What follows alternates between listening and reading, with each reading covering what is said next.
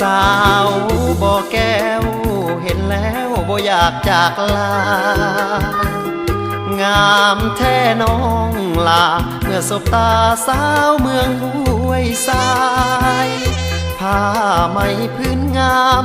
ของคอระอเลือลายสาวงามแห่งเมืองห้วยทรายขวัญใจของสายสาวใต้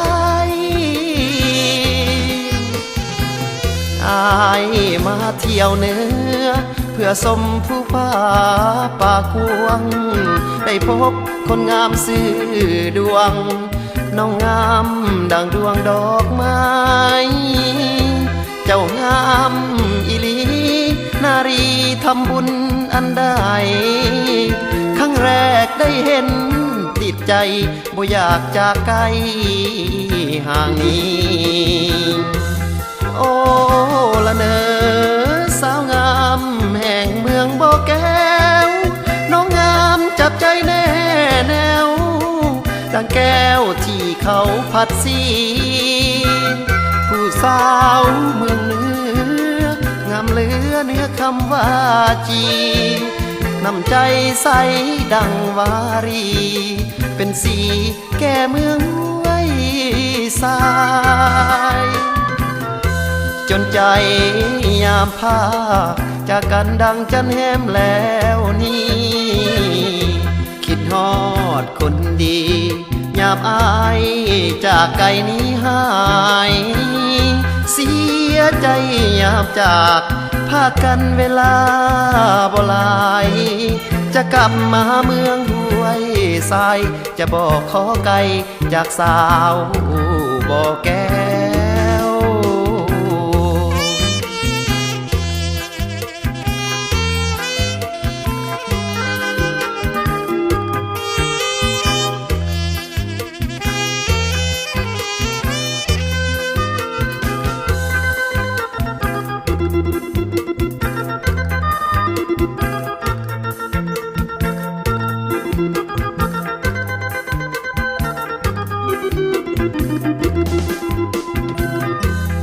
โอ้